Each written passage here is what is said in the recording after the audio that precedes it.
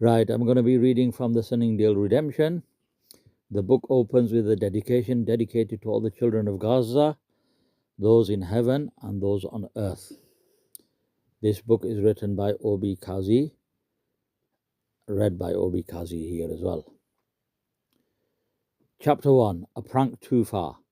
Imran Shah was a year 6 pupil at Sunningdale School, and he was always getting into trouble.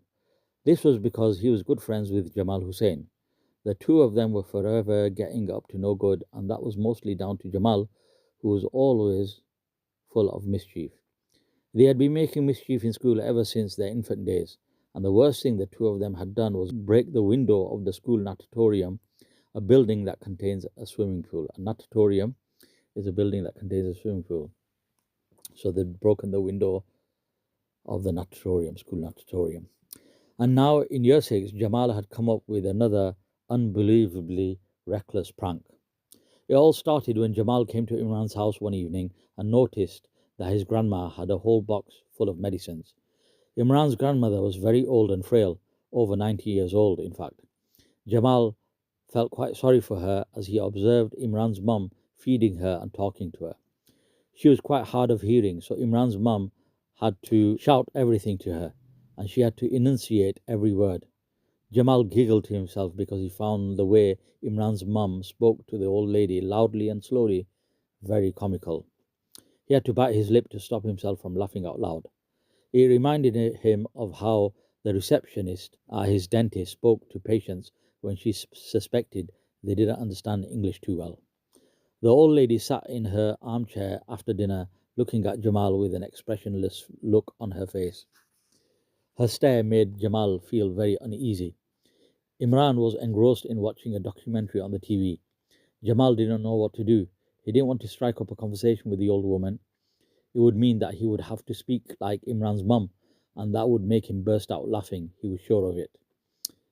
With nothing to do and feeling very uncomfortable under the old lady's cold stare, Jamal elbowed Imran in the ribs and said, "Why don't we go outside and have a kick around?" "No can do," replied Imran. "I want to watch this." Documentaries didn't interest Jamal, so he picked up a newspaper from the coffee table and started flicking through it. He turned to the sports section and started to read about a boxing fight. Before long, his mind began to wander, as it always did. Jamal wasn't Jamal Hussain anymore. He was Tommy Marlowe LaRue, the pride of Britain and a real contender for the boxing heavyweight title of the world. Right now, he was in a heavyweight championship fight with Freddie Fearless Frazier, the toughest opponent he had ever faced. Neither fighter had ever lost a fight. It was round 12 of a very close contest, with neither man willing to accept defeat, despite taking a lot of punishment. They were a minute away from the final bell. To win, either of the fighters had to score a knockdown. Otherwise, it would go to the judges' cards, which both boxers knew would be disastrous because the judges were sure to rule it a draw. Tommy hadn't fought all these rounds for it to be a draw. The cut above his left eye was stinging more than ever, and the blood pouring from it was blurring his vision. He couldn't settle for a draw, not now, not after all the punches he'd taken, not when his whole body was aching, not when his whole home crowd was cheering him on, not when he had trained for 6 long and grueling months. A draw? No way. Jamal could hear the crackly voice of a madly enthusiastic sports commentator inside his head. "Tommy is still moving forward, keeping the pressure on Frazier. I just can't believe the guts this Tommy kid is displaying today. I don't believe anyone in the stadium or you viewers at home thought he had a chance of getting this far, especially after the blows he took in the 3rd round." Tommy kept ducking and swaying as his opponent kept raining punches down on him. Then, to chants of "Tommy, Tommy" from the crowd, and with a burning desire to be world champion, and his wife urging him on, Tommy threw an uppercut which landed plush on the opponent's chin. "Oh, what a punch from LaRue! Frazier looks hurt. Frazier looks shaken. He's on the back foot. Oh my word!" The commentator inside Jamal's head squealed with excitement. For a split second, Tommy saw his opponent grimace in pain. He knew he'd hurt him, and now he must hurt him some more. With the clock ticking down, Tommy threw a jarring punch into his opponent's ribcage. The impact rang out like the slamming of a car door. Doof. Freddy's legs wobbled like a flagpole in a hurricane. Tommy knew he had him, and with a right-left combo to the side of his head, followed by another uppercut, Tommy sent the great brute crashing to the canvas. Down goes Fraser! Down goes Fraser! Oh my word! Would you believe it? That was a fantastic combination from Tommy. How can he possibly get up from that? The crowd erupted as the entire ring shook with the impact of the fall. It was absolute bedlam in the crowd. The referee started to count. 1, 2, 3. The floored man looked helplessly up at the ropes as he counted. 4, 5. He tried to get up, clinging to the ropes. I do not believe it. Yes, he is. Fraser is trying to get up. I just cannot believe the guts and heart of this warrior. There aren't many fighters who could get up from a punch like that. Freddy managed to pull himself onto his feet, much to the disappointment of Tommy's fans. The referee stopped counting. Freddy let go of the rope, but he was on unsteady legs. He began to stagger across the ring like a drunk man arriving home late at night. Fraser is up, but his legs are gone. You've got to give him credit, ladies and gentlemen. This guy is pure heart. He groped for the rope again for support, but his arms felt as if someone had bound them to his sides. He went crashing to the canvas again. Down goes Fraser for a second time in this final round. Will he get up again? The referee started the count again, but looking into the fallen man's eyes, he saw hopelessness and defeat. However, he continued the count anyway. 1, 2, 3, 4. But he was pointless. The man just lay on the canvas, looking completely defeated, making no attempt to get back up. 6, 7, 8. Fraser has performed heroically today, but this has got to be his last shot. I don't think he's going to make it, folks. It's been a fantastic effort, but I'm afraid this is where it all ends for Fraser. The referee, realizing he wouldn't be getting up, crossed and waved his arms while shaking his head from side to side, signaling the end of the fight. He's done it! Oh my word! Tommy has done it! He has become the heavyweight champion of the world! Would you believe it? The commentator screamed jubilantly as tens of thousands of fans in the stadium, not to mention the untold millions watching at home, broke into thunderous cheers. He had done it. Tommy had become the heavyweight champion of the world. He roared with delight as he threw his arms up in the air. The crowd whooped. The chanting was deafening. Tommy! Tommy! Tommy! Mommy! Mommy! The chanting of the crowd was slowly fading as Jamal was rudely awakened from his daydream. The imaginary crowd vanished along with the fighters and the referee. The massive stadium inside his head melted away too, and he was back in Imran's living room again. He swam back to reality as he heard a voice in the room. It was the voice of Imran's mum speaking to the old lady. Mommy, I'm going to give you your sleeping pills now, so we had better go up to bed. If you take the tablets now, by the time we get upstairs and get settled, the pills will start taking effect and you'll soon fall asleep. Jamal resented being roused from his daydream. He was really enjoying himself being Tommy Marlowe LaRue. But his attention drifted back into the room. The word sleeping pill. But as his attention drifted back into the room, the word sleeping pills made his ears prick up, piquing his curiosity. Sleeping pills, hey? Jamal sat on the edge of the sofa, elbows on his knees and chin in his hands, thinking. He could almost hear his brain ticking away. Slowly, a smile spread across his face and his eyes widened. A fiendish idea had just landed in his head. No sooner had Grandma been led upstairs and the two boys were alone than Jamal started talking. Listen, bro, I've had a fantastic idea. Shh, not now, protested Imran. You'll love this one. It proves that you're not the only mastermind of our gang. It's a corker of an idea. Just listen. It came to me in a flash. Bingo, just like that. Jamal babbled excitedly. Will you shut up? Blurted Imran angrily. I'm trying to watch this. Jamal realized that his words were falling on deaf ears and Imran was too distracted by the TV. He would have to tell him some other time.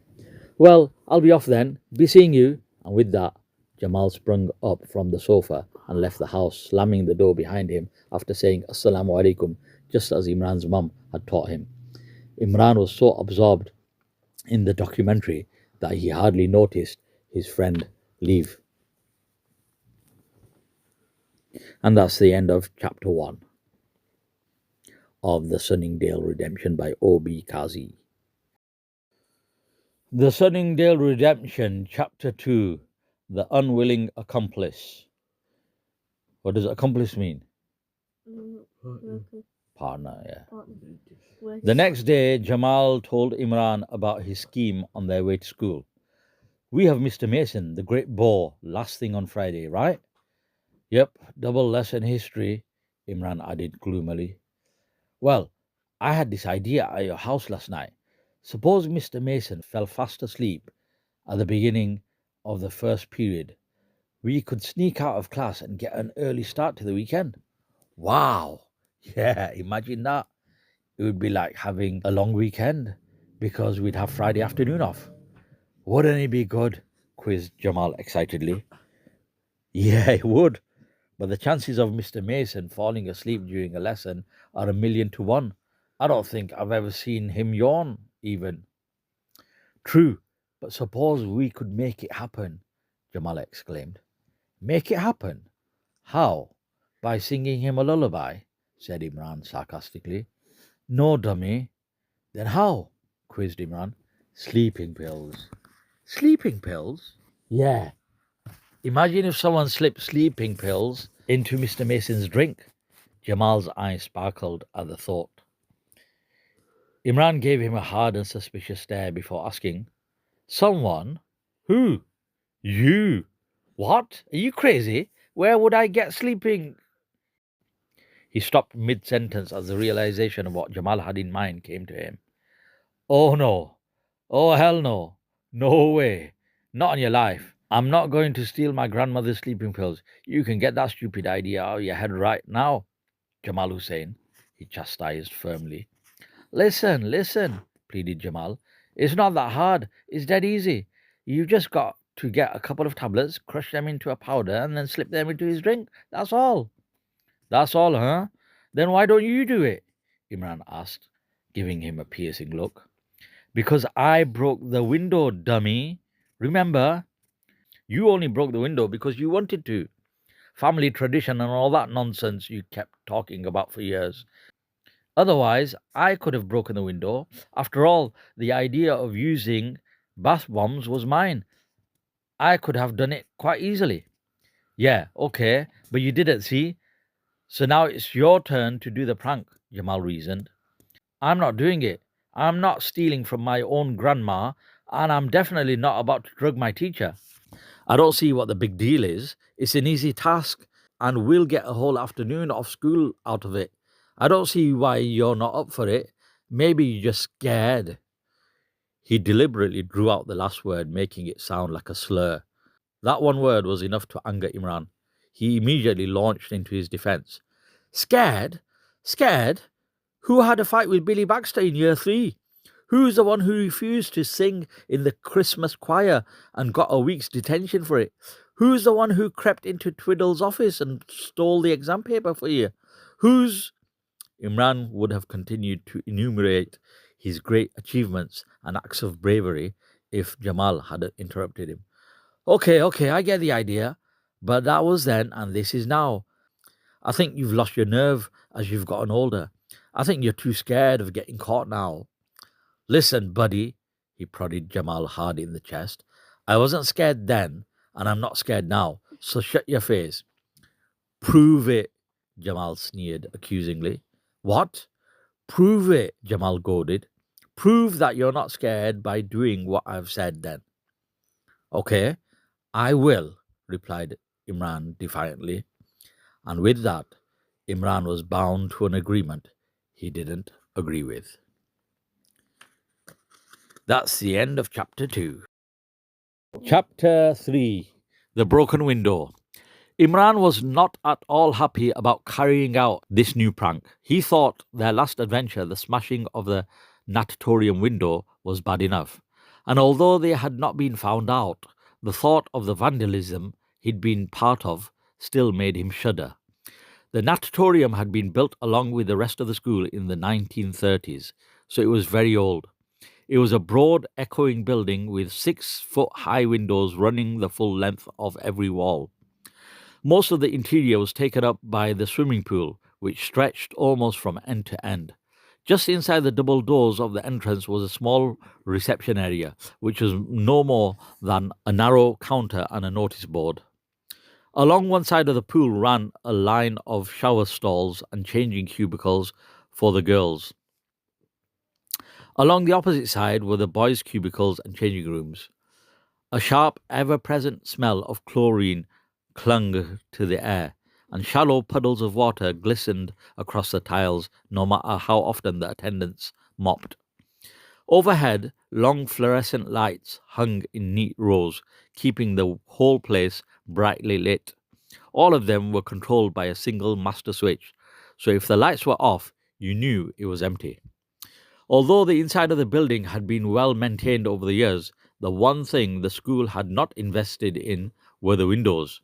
When the school and natatorium were first built, double glazing wasn't widely used in buildings, so every window of the natatorium was a single towering pane of glass, which was impressive to look at, but always in danger of shattering if struck with the right amount of force.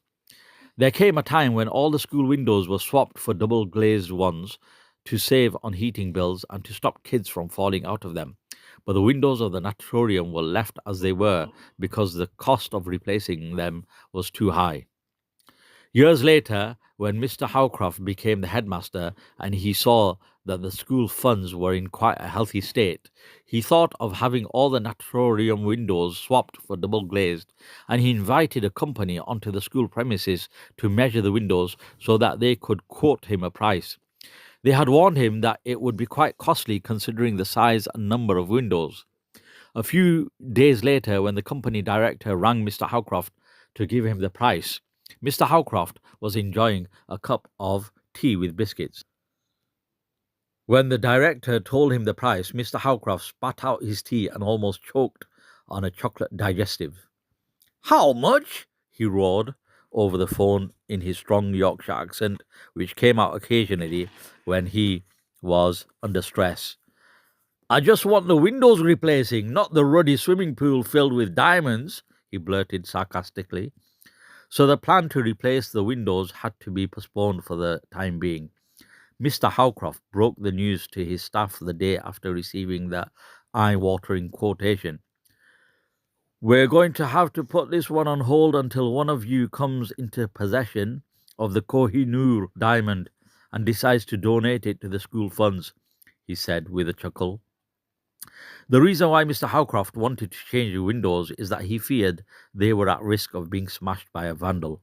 Luckily for the school, this hadn't happened since the day it was built, until one day Jamal's dad, Aslam, who was just 10 years old at the time, accidentally broke a window when he was playing football near the natatorium. In those days, naughty boys were given the cane, and so Aslam was given 6 sticks across the bottom by the old headmaster. Jamal grew up hearing from his dad how he'd broken the window and how he braved the 6 canes without even flinching. Aslam would tell elaborate tales of how he became a hero in the sight of all the pupils, and all the girls thought he was the bravest boy in the school and would bring him gifts of cupcakes and sweets. Ever since hearing those stories, Jamal wanted to do the same to keep the family tradition alive. But since that incident, all ball games had been banned in the vicinity of the building. A big notice was put up to say that any pupils playing ball games anywhere near the natatorium would be caned and sent home. Despite the warning, some foolhardy boys did still play football in the area and was subsequently given the promised punishment in front of a whole school assembly before being suspended. This form of public punishment and humiliation deterred anyone else from attempting to do the same, and so it had been many years since anyone had played any ball games near the natatorium. But Jamal, now in year 6, was determined to keep the family tradition alive, and he'd often promised his dad that one day he would follow in his footsteps and break a window. Unfortunately, his dad just laughed and said, "Yeah, right, I don't think so, mate. I don't think you've got it in you," which made him even more determined to do it and to prove his dad wrong. If ever there was an example of bad parenting, this was it. End of chapter 3.